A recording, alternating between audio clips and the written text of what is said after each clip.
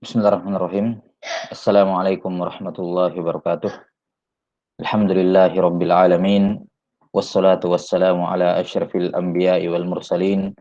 Nabiyyina Muhammadin wa ala alihi wa sahbihi ajma'in.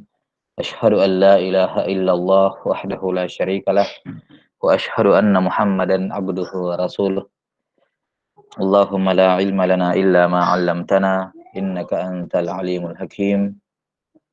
Allahumma faqihna fi dinina وعلمنا ما ينفعنا وارزقنا الإخلاص في القول والعمل وزدنا علما يا أرحم الراحمين. Nah, masih dalam bab yang ke-20 atau sekarang pada bab yang ke-20 dari Kitabut Tauhid, dan kalau kita hitung Kitabut Tauhid yang pertama ya, ini bab yang ke-19. Nah, qala Syekh Al-Imam Muhammad Ibn Abdul Wahhab rahimahullahu taala, babu ma jaa minat taglidhi fi man abadallaha 'inda qabri rajulin salih. Bab ya keterangan mengenai at-taglid. At-taglid yakni ancaman keras. Ancaman keras. Fi man abadallaha 'inda qabri rajulin salih. Ancaman keras yang ditujukan kepada orang yang menyembah Allah namun dia menyembah Allah di samping atau di kubur orang soleh. Fakaifa idza abadah. Maka bagaimana lagi kalau dia menyembah orang soleh tersebut. Taib, ini bab yang kedua yang berkenaan dengan bahayanya pengkultusan berlebih kepada orang soleh.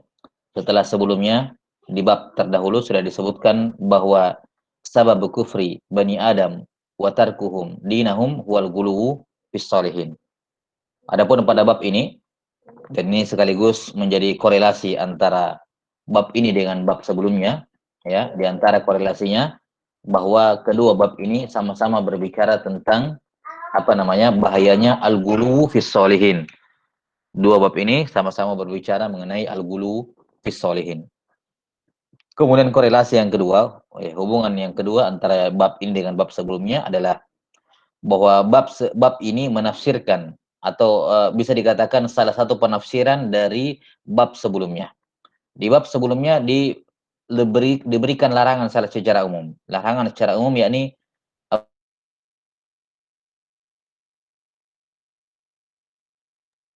merupakan sebab mereka terjatuh dalam kesyirikan.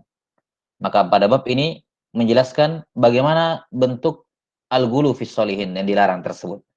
Nah, di sini tentunya kita sudah sebutkan dalam bab sebelumnya beberapa contoh ghulu kepada orang soleh. Namun di bab ini beliau rahimahullahu taala menyebutkan salah satu bentuk ghulu yang terbesar. Merupakan salah satu bentuk ghulu yang terbesar, dan inilah yang dilakukan oleh kaumnya Nabi Nuh. Ya, inilah yang dilakukan oleh kaumnya Nabi Nuh. Yakni dan juga dilakukan oleh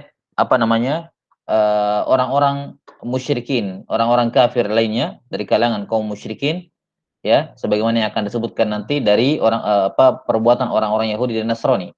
Yakni mereka menjadikan kubur nabi mereka sebagai tempat beribadah kepada Allah Subhanahu wa taala. Ya, maka bab ini menjadi salah satu tafsiran, salah satu bentuk penafsiran atau percontohan dari bab sebelumnya. Baik. Kemudian penulis rahimahullahu taala menyebutkan bab ini, ya, atau memberikan judul pada bab ini dengan bab, ya, maja aminat taghlid, penjelasan atau keterangan akan ancaman keras bagi orang yang menyembah Allah di samping kubur orang soleh. Maka bagaimana lagi kalau dia menyembahnya, yakni lebih diancam lagi, ya, lebih diancam lagi. Maka pada bab ini beliau rahimahullahu taala menjelaskan, beliau membawakan bab ini untuk menjelaskan batilnya ibadah kepada orang-orang soleh, batilnya ibadah kepada orang-orang soleh. Nah, dan di sini beliau rahimahullahu taala membawakan, ya, penjelasan batilnya beribadah kepada orang soleh dengan menyebutkan suatu bentuk wasilah menuju ke sana. Yani apa yang ditekankan di sini bukan merupakan penyembahan kepada orang soleh, Namun tatkala itu merupakan sarana menuju kepada penyembahan kepada orang soleh, maka itu sudah diberikan ancaman keras. Apa ditegur, apa diancam dengan ancaman keras. Ya, maka bagaimana lagi kalau apa namanya dia menyembahnya. Walaupun tentunya al-wasail laha ahkamul maqasid. Al-wasail laha ahkamul maqasid. Namun tentunya di sini atau afwan saya salah sebut, bukan al-wasail laha ahkamul maqasid. Yani sudah berlalu kemarin bahwasanya di antara bentuk kesyirikan kepada Allah Subhanahu wa taala menurut penafsiran atau menurut definisi sebagian ulama berkenaan dengan syirik asghar, bahwa di antara bentuk syirik asghar adalah semua amalan yang menjadi wasilah menuju syirik akbar, ya, menuju menjadi wasilah menuju kepada syirik akbar. Karena itulah, ya, karena itulah beribadah kepada Allah Subhanahu wa taala di samping kubur orang soleh, ya, diancam dengan ancaman yang keras. Ya, di antaranya karena itu merupakan wasilah menuju kepada syirik akbar, dan itu merupakan syirik akbar, syirik asghar menurut apa namanya pendapat dari sebagian ulama yang menafsirkan syirik asghar sebagai wasilah menuju syirik akbar. Nah, maka perlu difahami di sini semua dalil yang akan beliau sebutkan nanti di sini, beliau sebutkan 4 dalil dalam permasalahan. Keempat dalil yang akan beliau sebutkan di sini semuanya berbicara, tidak ada yang mengarah kepada membatalkan ibadah atau larangan beribadah kepada orang soleh, yakni secara teksnya. Ya. Tapi semuanya ya, yang tersebut dalam 4 hadis yang akan beliau sebutkan ini semuanya berbicara mengenai ada orang menyembah Allah, tapi dikubur, dekat kubur orang soleh, maka datang ancaman yang keras dan tegas. Nah, kalau ancaman yang keras dan tegas tertuju kepada orang yang menyembah kepada Allah, namun di samping kubur orang soleh, karena dikhawatirkan itu menjadi wasilah menuju kepada penyembahan kepada orang soleh tersebut, maka tentunya lebih diancam lagi, ya, lebih diancam lagi orang yang langsung menyembah orang soleh tersebut, ya, langsung menyembah orang soleh tersebut. Baik, ini yang diinginkan oleh beliau rahimahullahu taala, yakni intinya adalah bagaimana apa beliau menjelaskan akan apa namanya larangan, ya, larangan kesyirikan dan haramnya beribadah kepada orang soleh, tapi beliau melalui apa sifat larangan yang beliau bawakan adalah dengan melarang wasilahnya, yakni famim babil aula maqasid apa tujuannya dilarang lagi, kan begitu. Jadi ini namanya apa al-istidlal bil adna, uh,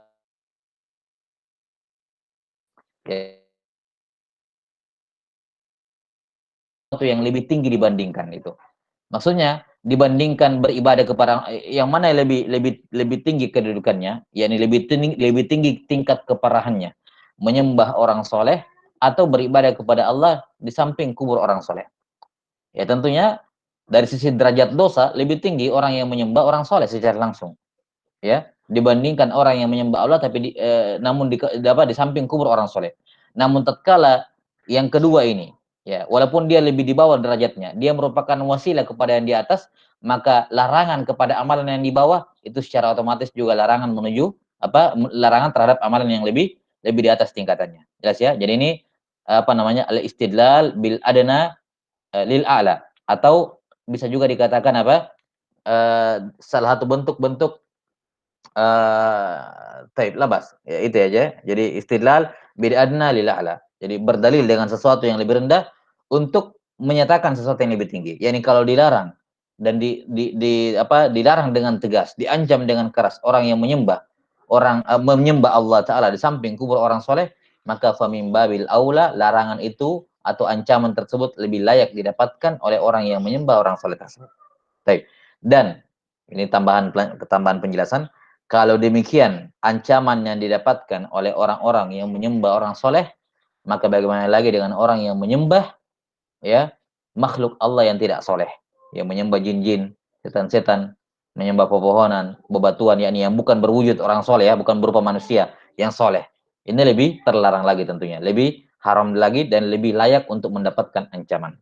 Baik, ini gambaran umum yang diinginkan oleh penulis rahimahullah dalam bab ini. Kemudian beliau rahimahullahu taala membawakan 4 dalil.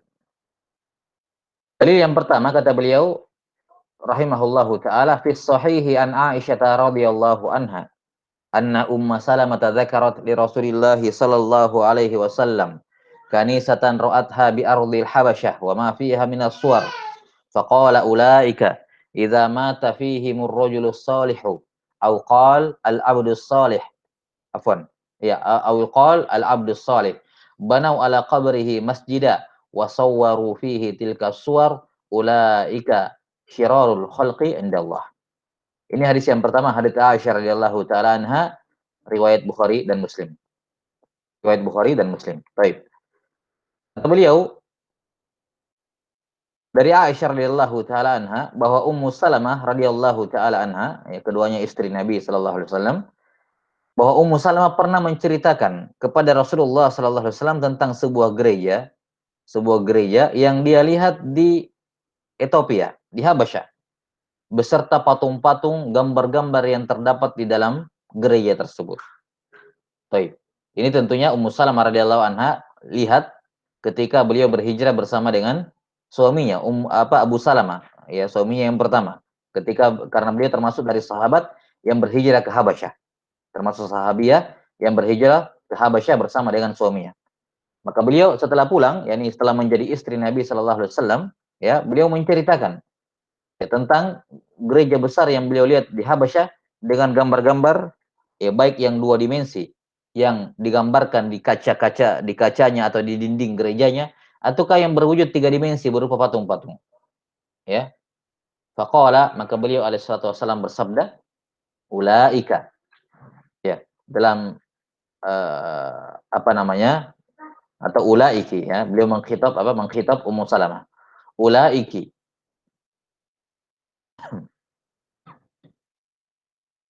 Idza mata fihimur rajulus shalih. Mereka itu, wahai Ummu Salamah, yakni orang-orang Nasrani, karena ini berbicara tentang kanisa, ya, gereja. Mereka itu, yakni orang-orang Nasrani itu, wahai Ummu Salamah, idza mata fihimur rajulus shalih au qala al-'abdus shalih, kalau ada seorang yang soleh, atau dalam perawinya ragu-ragu apakah beliau bersabda ar-rajulus shalih atau berkata al-'abdus shalih, ya. Kalau ada yang meninggal di antara mereka ar-rajulus shalih atau al-'abdus shalih, banau ala qabrihi masjidah. Mereka membangun masjid di atas kubur mereka. Ya. Yang dimaksud dengan masjid di sini tentunya adalah tempat beribadah. Ya, tempat beribadah, karena penamaan masjid ini atau tempat beribadahnya orang-orang Nasrani adalah kanisa. Jelas sampai sini, maka yang dimaksud dengan masjid di sini yakni maudhi'us sujud, tempat mereka beribadah kepada Allah. Orang-orang Nasrani ini. Ya. Mereka membangun kanisa, gereja, bukan kata masjid di sini bukan masjid, yakni membangun masjid tentunya, karena tempat beribadahnya mereka namanya kanisa, bukan masjid sebagaimana kaum muslimin. Jadi maksud di sini oleh Nabi sallallahu alaihi wasallam, banau ala qabrihi masjidah, yakni tempat beribadah, maudhi'us sujud. Ya, bunyan, ya, alladzi yusjadu fihi lillahi ta'ala. Di mana seorang sujud kepada Allah Ta'ala di dalam bangunan tersebut, dalam hal ini kanisa. Wa sawwaru fiha tilka suwar. Ya, dan mereka membuat gambar-gambar ini di dalamnya, baik yang berupa dua dimensi atau yang berupa tiga dimensi sebagaimana yang kita lihat pada gereja-gereja, ya, yang ada sampai saat ini, ya. Ulaiki syirarul khalqi indallah. Mereka adalah syirar, yakni asyar atau syarru, yakni makhluk yang paling buruk di sisi Allah Subhanahu wa taala. Baik. Di sini terdapat tentunya terdapat mukjizat, ya, dari Nabi sallallahu alaihi wasallam, di mana beliau dikabarkan oleh Allah Subhanahu wa taala dikabarkan oleh Allah taala mengenai kebiasaan mereka. Karena Nabi alaihi wasallam tidak punya koneksi dengan orang-orang Nasrani mengetahui, ya. Tidak mengetahui hal tersebut. Dari mana beliau mengetahui kebiasaan mereka kalau meninggal orang-orang soleh? Ini pengabaran dari Allah Subhanahu wa taala. Baik. Syahid di sini hubungan antara bab ini dengan judul bab, hubungan hadis ini dengan judul bab, ya, ini jelas, ya, bagaimana taglid, ancaman keras dari Nabi sallallahu alaihi wasallam. Syahidnya adalah pada sabda beliau apa? Ya, ulaiki syirarul khalqi indallah. Ini syahidnya. Ya, mereka adalah makhluk terburuk di sisi Allah Subhanahu wa taala. Bayangkan dikatakan syarrul khalq. Kenapa mereka dikatakan syarrul khalq? Padahal mereka ini ingin beribadah kepada Allah Subhanahu wa taala. Mereka beribadah kepada Allah. Nah, mereka syarrul khalq indallah bukan tentunya dikarenakan beribadahnya mereka kepada Allah, namun karena mereka beribadah di dalam bangunan yang padanya ada apa? Ada kuburan. Ya, di dalam rumah ibadah yang di dalamnya ada kuburan. Ya, maka hadis ini menunjukkan bahwa di antara seburuk-buruk ibadah, di antara seburuk-buruk di antara bentuk amalan yang paling buruk adalah beribadah kepada Allah Subhanahu wa taala di dalam rumah ibadah. Kalau kita masjid, ya, yang padanya ada kubur orang soleh, yang padanya ada kubur. Yani kubur siapa saja? Kubur orang soleh saja dilarang, apalagi kalau bukan kubur orang orang soleh. Baik, ini jelas ya. Jelas sekali bagaimana taglid. Jadi taglid ini bukan sekedar ancaman, tapi ancaman keras. Ya. Pada kalimat ulaiki syirarul khalqi indallah. Baik.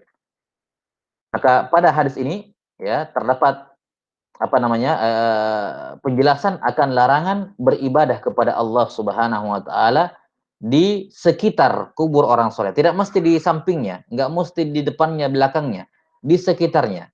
Yakni pada area tertentu. Ya.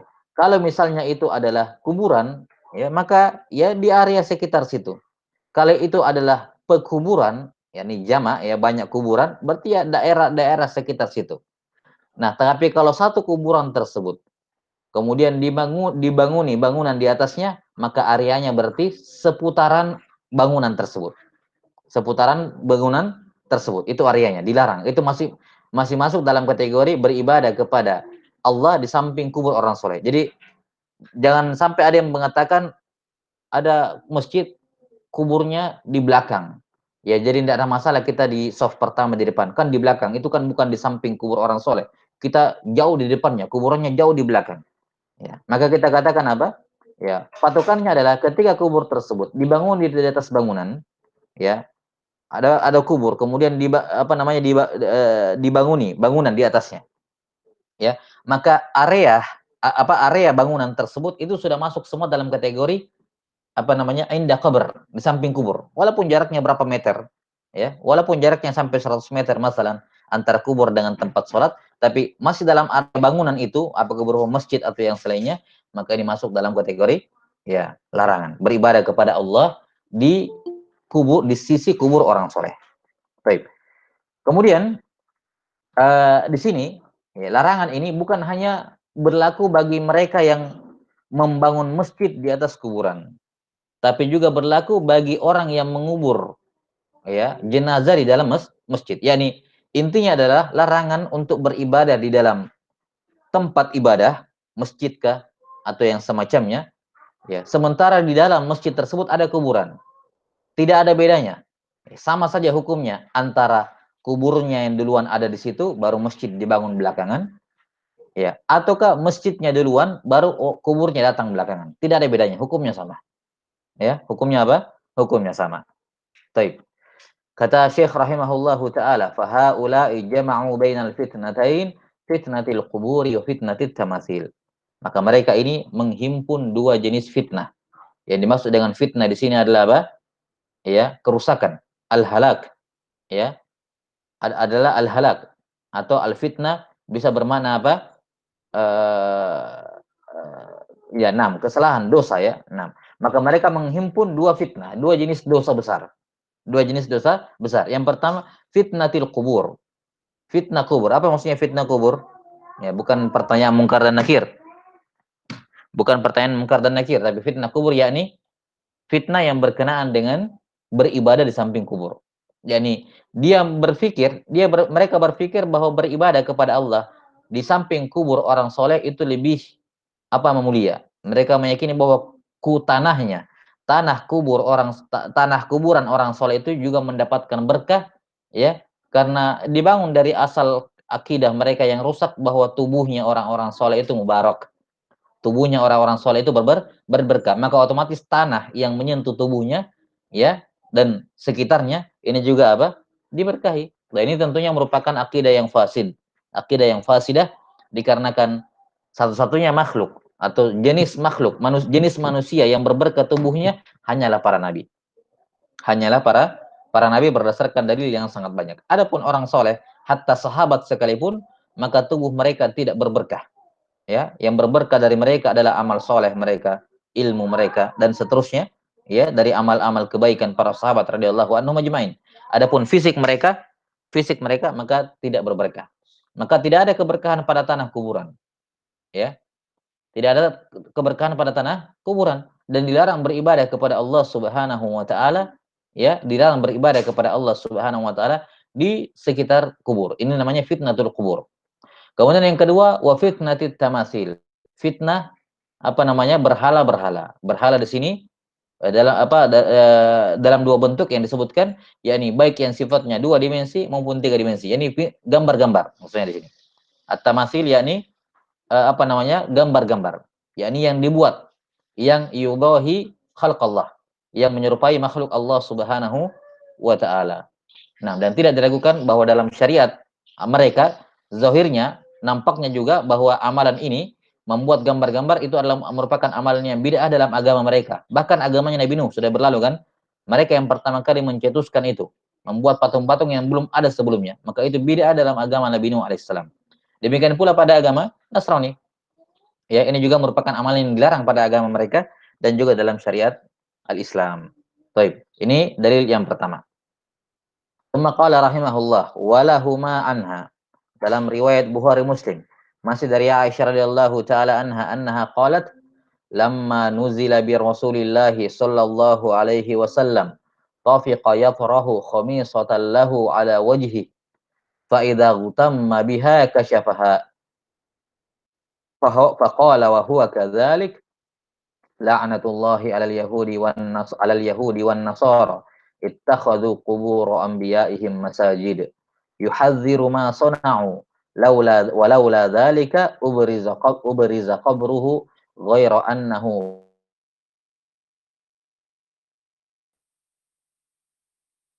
Ini disebutkan lagi di sini akhrajahu, padahal di depan sudah disebutkan walahuma, ya. Kita, apa namanya, selayaknya perlu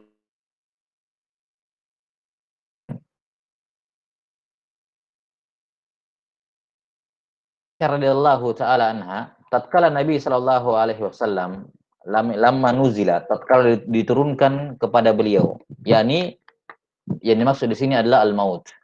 Ketika beliau alaihi salatu wasallam sudah akan meninggal. Tafiqa yafrahu khamisatan lahu ala wajhi. Beliau menutupkan, ya, mengambil apa namanya? Khamisah, ya. Apa namanya? Kain, ya, yang beliau kemudian tutupkan wajahnya. Fa idza ghutamma biha kasyafaha. Kalau beliau agak kesulitan bernafas karena tertutup, beliau kemudian menyingkap, ya. Nah, kemudian beliau menyingkapnya. Faqala wa huwa kadzalik. Kemudian beliau bersabda dalam kondisi demikian. La'anatullahi 'alal yahudi wan nasara. Allah Ta'ala atau laknat Allah tertuju kepada Yahudi dan Nasrani, ittakhadhu qubur anbiya'ihim masajid. Karena mereka mengambil dan mengangkat atau menjadikan kubur nabi mereka sebagai masjid. Nah, yuhadziru ma sana'u. Kata Aisyah radhiyallahu taala anha, perhatikan ini dalilnya. Kemudian ini fikihnya, sahabat. Ini istinbat fikih dari Aisyah radhiyallahu anha terhadap sabda beliau di sini. Kenapa ini? Ya. Apa maksud dari sabda Nabi sallallahu alaihi wasallam, la'natullahi 'alal yahudi wan nasara ittakhadhu qubur anbiya'ihim masajid. Maka ini fahmus sahabat terhadap nas. Kata beliau Aisyah radhiyallahu anha, yuhadziru ma sana'u. Beliau mentahdzir, ya, memperingatkan, mengancam keras, ya, akan bahayanya perbuatan mereka. Walaula dzalika ubriza qabruhu. Seandainya bukan karena itu, ya, yakni karena kebiasaan orang-orang Yahudi dan Nasrani menjadikan kubur nabi mereka sebagai masjid, mungkin kubur beliau juga akan diperlihatkan di publik, kelihatan gitu. La ubriza qabruhu ghaira annahu khusya ayyuttakhadha masjida. Hanya saja dikhawatirkan, ya, dikhawatirkan kalau kubur beliau nanti dijadikan masjid. Karena itulah kubur beliau menjadi seperti sekarang, kata Aisyah radhiyallahu anha, yakni tersembunyi, tertutup, tidak bisa diakses oleh semua orang. Nah, ini dalil yang kedua yang beliau bawakan pada bab ini. Dan syahidnya tentunya jelas, ya, syahidnya jelas adalah pada sabda Nabi Shallallahu Alaihi Wasallam, la'anatullahi alal yahudi wan nasara. Kenapa mereka dilaknat? Karena perbuatan mereka ittakhadhu qubur anbiya'ihim masajid. Hadis ini menjelaskan apa yang tersebut di hadis sebelumnya, bahwasanya itu di hadis sebelumnya kan hanya disebutkan tentang Nasrani, ya. Maka dalam hadis ini lebih umum menjelaskan bahwa ini juga perbuatan orang-orang Yahudi, bukan hanya perbuatan orang umat Nasrani. Kemudian pada hadis ini juga menjelaskan kalimat sebelumnya pada kalimat al-abdus soleh atau ar-rajulus soleh. Di hadis ini dikatakan apa? Anbiya'ihim, para nabi mereka. Para nabi mereka. Dan tentunya tidak ada permasalahan, baik itu nabi maupun bukan nabi, yakni orang soleh, maka hukumnya tetap la'natullahi alal yahudi wan nasara. Syahidnya adalah pada kalimat laknat. Dan laknat itu adalah tidak diragukan taglid, ancaman keras, bukan ancaman biasa ini laknat. Ini ancaman keras, taglid. Di hadis yang pertama syiror, ya, syirorul khalqi indallah. Di hadis ini la'natullah. Ya, dan al-la'nah definisinya adalah at-tardu wal ib'adu an rahmatillah. At-tardu wal ib'adu an rahmatillah. Ya, mengusir dan menjauhkan seseorang dari rahmat Allah Subhanahu wa taala. Maka di sini doa dari Nabi sallallahu alaihi wasallam keburukan, doa keburukan untuk mereka, yakni Allah taala menjauhkan mereka dari rahmatnya. Baik, dan ini merupakan siksaan yang besar di dunia tatkala seorang dilaknat oleh Allah Subhanahu wa taala. Baik.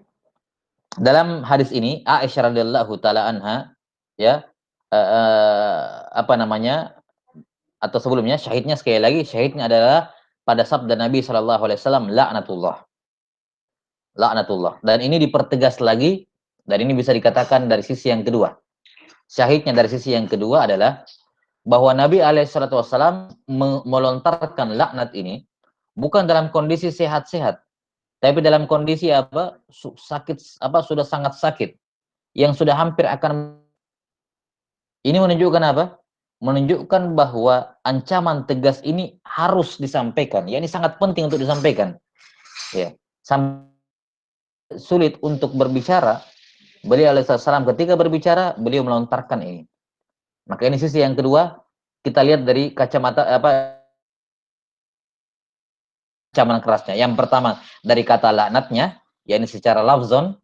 Kemudian dari sisi yang kedua, yaitu dari sisi maknan atau dari sisi hal, yakni kondisi beliau mengucapkannya itu. Ya kan? Ketika kita misalnya dalam kondisi susah untuk berbicara, kemudian kita berbicara dan kita melontarkan sesuatu dengan ancaman yang keras, itu karena apa? Kemudian kita mengancam dalam momen, dalam kondisi kita tidak sulit untuk berbicara, tapi ketika berbicara kemudian dia mengancam, ancamannya bukan ancaman biasa. Ancamannya bukan ancaman biasa. Baik. Jadi hubungan hadis ini dengan judul bab dari dua sisi. Dari sisi lafaz, yaitu kalimat kalimat laknat, dan yang kedua dari sisi apa? Hal, ataukah dari sisi maknanya. Ya, dari lisanul maqam Nabi sallallahu alaihi wasallam dan dari lisanul hal beliau alaihi salatu wassalam. Baik, kemudian dalam hadis ini juga terdapat yang sudah berlalu disebutkan di hadis yang pertama, dan sebagai tambahan di sini Aisyah radhiyallahu taala anha menjelaskan, ya, menjelaskan mengapa beliau melakukan seperti ini. Ya, kenapa? Karena Nabi Alaihissalam telah bersabda bahwa umat Islam nanti akan datang di hadits Abu Sa'id Al-Khudri radhiyallahu taalaan akan langkah-langkahnya orang Yahudi dan Nasrani. Maka tatkala kebiasaan mereka seperti itu, maka sudah jelas umat Islam juga akan ada yang mengikutinya. Karena itulah beliau hadir wanti-wanti sama betul-betul wanti. Ya, ma yuhadziru ma sana'u. Walaula dzalika ubriza qabru. Seandainya bukan karena itu, yakni sudah Allah, mereka akan lakukan itu pada kubur Nabi Muhammad SAW, tentunya kubur beliau akan dimunculkan, ditampakkan. Ya, hanya saja karena adanya kekhawatiran, maka kubur beliau kemudian di tempat yang tertutup. Dan ini menunjukkan bagaimana para sahabat radhiyallahu ala anhum ajmain. Ya, ya, keunggulan sahabat dibandingkan apa? Orang-orang soleh yang lain, yang kita lihat bagaimana namanya Nabi Nuh yang membuat patung adalah orang-orang terdekat dari orang soleh tersebut. Adapun Nabi Shallallahu Alaihi Wasallam, orang-orang terdekat mereka membentengi, melindungi kubur beliau alaihissalatu wassalam agar apa? Tidak dijadikan sebagai berhala yang disembah. Nah, maka ini menjadi alasan mengapa kubur beliau alaihissalatu wassalam tertutup, tidak bisa diakses ya dengan seenaknya. Baik.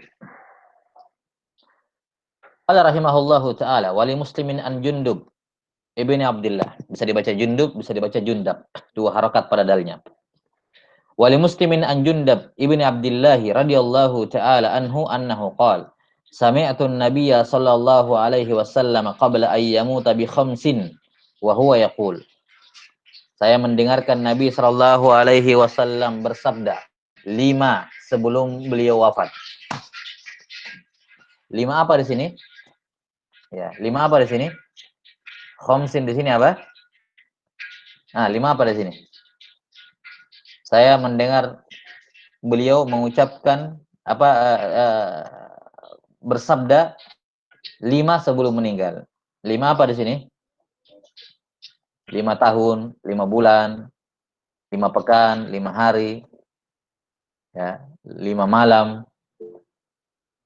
6. 5 apa di sini? 5 hari? Nah, taib. 5 malam ya, 5 malam. Bukan 5 hari, 5 malam. Ini kalau kita berbicara takdirnya. Secara nahu. Khamsin kan mudzakkar ya. Maka mudhaf ilaihinya tentunya apa? Harus muannas. Ya, yakni bi khamsi layalin. Kan kalau mau apa namanya? Tak apa namanya? Tak yang dihitung itu muannas, maka adatnya harus mudzakkar kan begitu ya. Bi khamsi layalin. Kalau hari nanti khamsati bi khamsati ayyamin.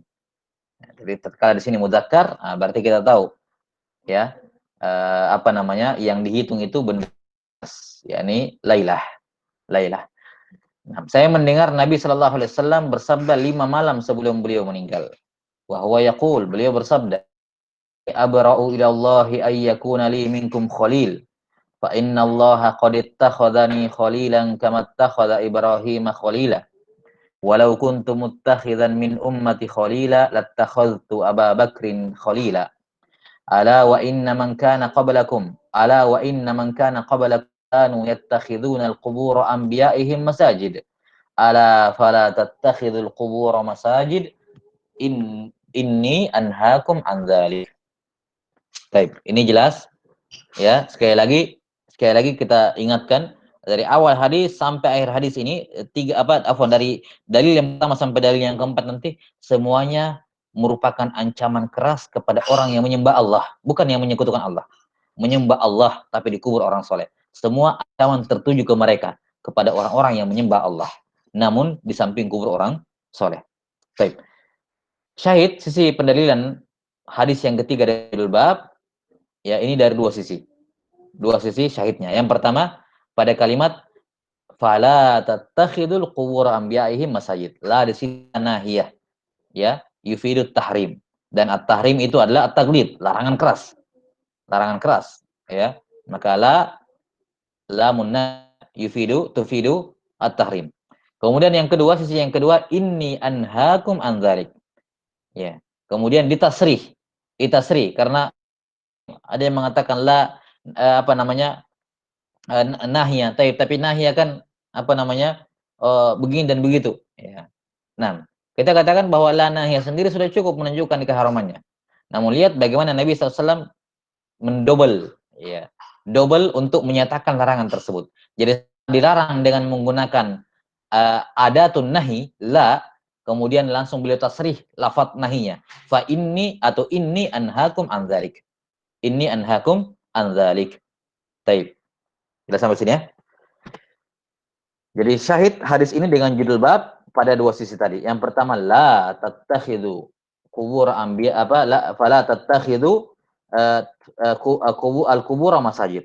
Dan sisi syahid yang kedua fa inni anhaakum an dzalik. Baik.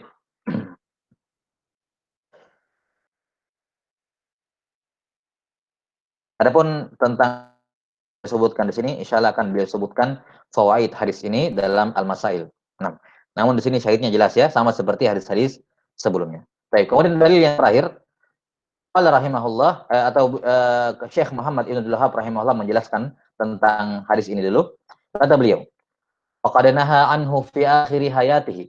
Nabi alaihi salatu wassalam telah melarang perbuatan ini, yakni perbuatan menjadikan kuburan menjadi masjid, ya. Yani ketika dikatakan menjadikan kuburan mencakup apa namanya? Mencakup dua hal, yakni apakah kuburan yang lebih dahulu kemudian masjid dibangun belakangan, atau sebaliknya masjid sudah ada lebih dahulu kemudian kubur datang belakangan. Ini hukumnya sama. Hukumnya apa? Sama. Nah, dan ini juga berlaku bukan hanya untuk masjid, karena kata masjid di sini bukan masjid yang di bangunan yang kita ketahui. Masjid di sini adalah tempat sujud. Maka mencakup di dalamnya rumah atau kamar masalan. Kamar tertentu yang di situ ada kuburannya. Ya, di situ ada kuburannya. Atau misalnya bangunan-bangunan yang lain yang di situ ada kuburannya, ya, maka tidak selayaknya seorang apa namanya? Beribadah. Tidak boleh seorang beribadah di tempat yang di situ ada kuburan. Dan tentunya ya, ini ditambahkan dengan dalil larangan membangun di atas kuburan selain karena dia merupakan wasilah kepada syirik. Juga Nabi SAW bersabda, Nabi SAW bersabda, kasru idhamil mayyit ka kasruha apa?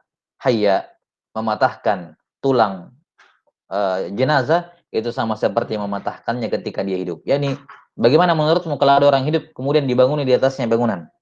Tentunya hal yang diharamkan. Maka demikian pula diharamkan membangun bangunan di atas orang yang sudah meninggal. Ya, dilarang membangun apa namanya? Bangunan di atas orang yang sudah meninggal. Baik. Kata beliau rahimahullah, faqad naha anhu fi akhir hayati. Hal ini dilarang oleh Nabi sallallahu alaihi wasallam di akhir umur beliau. Summa innahu la'ana wa huwa fi siyaq. Ini beliau berbicara mengenai hadis yang kedua ya. Nah, hadis yang kedua di mana beliau alaihi wasallam melaknat wa huwa fi siyaq, dalam kondisi beliau seperti itu, yakni kondisi sakaratul maut, kondisi hampir meninggal. Man fa'alahu, ya.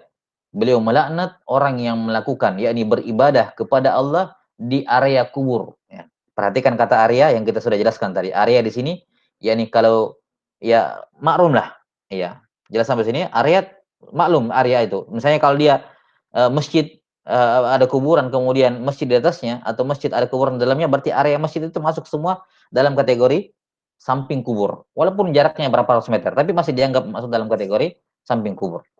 Ya. Kata beliau, "Tsumma innahu la'ana wa huwa fi siyaqi man fa'alah." Beliau melaknat orang yang melakukannya dalam kondisi beliau seperti itu. Ini masih sempat-sempat beliau melaknat karena taglid terhadap larangan tersebut. Wassalatu 'indaha min dzalik wa illam yubna masjid. Perhatikan fikihnya. Kata beliau, salat di samping kubur masuk dalam larangan itu walaupun tidak dibangun masjid. Maka yang menjadi ibrah pada dasarnya bukan bangunan, ya, tapi adanya kubur itu sendiri. Ada bangunan di tersebut secara umum area kubur yang tidak boleh sholat di situ. Baik. Qauli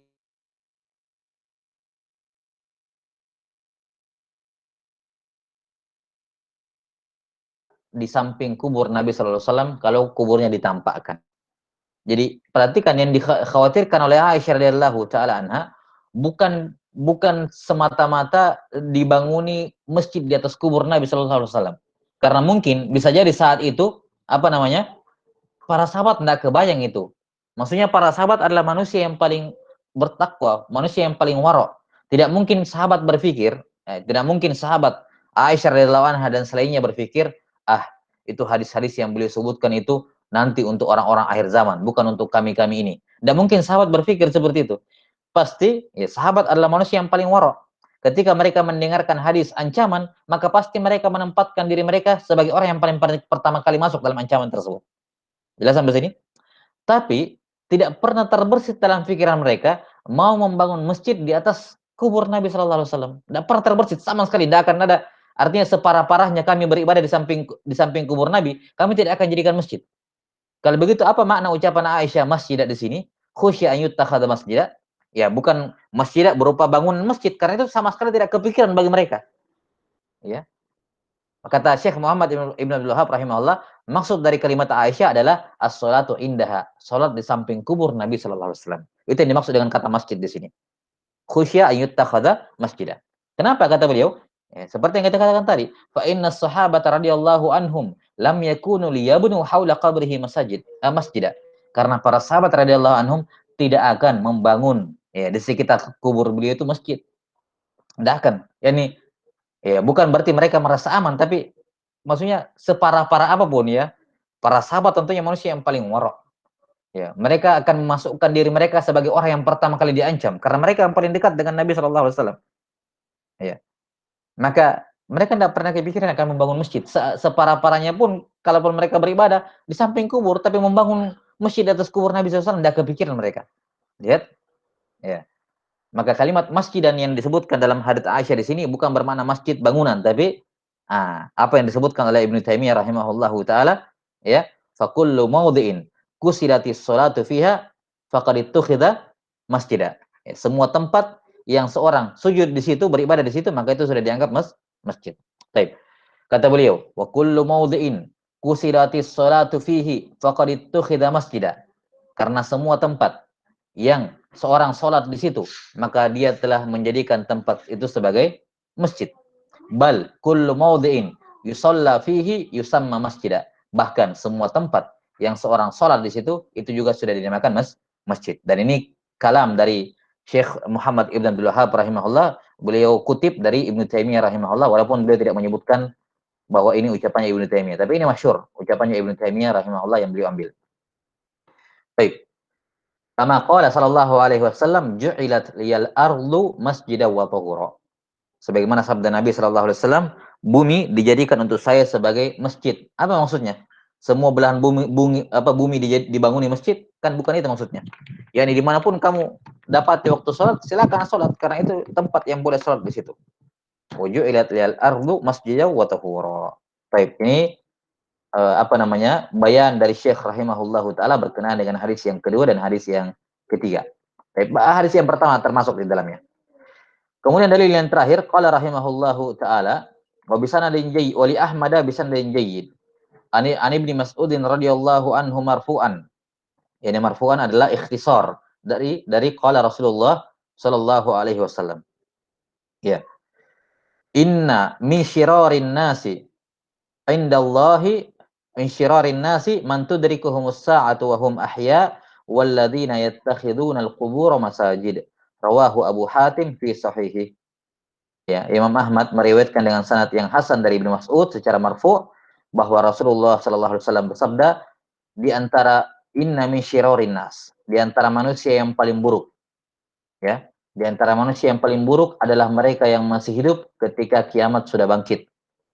Ya, ketika kiamat sudah terjadi mereka masih hidup. Orang yang kedua, manusia yang paling buruk yang kedua adalah walladzina yattakhidunal qubur masajid. Mereka yang menjadikan kubur-kubur sebagai masjid. Yani masjid di sini apakah dalam bentuk bangunan ataukah dalam bentuk sekedar tempat sholat dipakai beribadah di sekitarnya. Rawahu Abu Hatim fi sahihi. Diriwayatkan oleh Abu Hatim dalam sahihnya. Yang dimaksud dengan Abu Hatim di sini bukan Abu Hatim Ar-Razi ya. Abu Hatim Ibnu Hibban. Abu Hatim Muhammad Ibnu Hibban Al-Busti. Ibnu Hibban kunyah beliau juga Abu Hatim. Ya, indikatornya adalah kalimat fi sahihi. Yang punya kitab sahih adalah Ibnu Hibban, bukan Ar-Razi.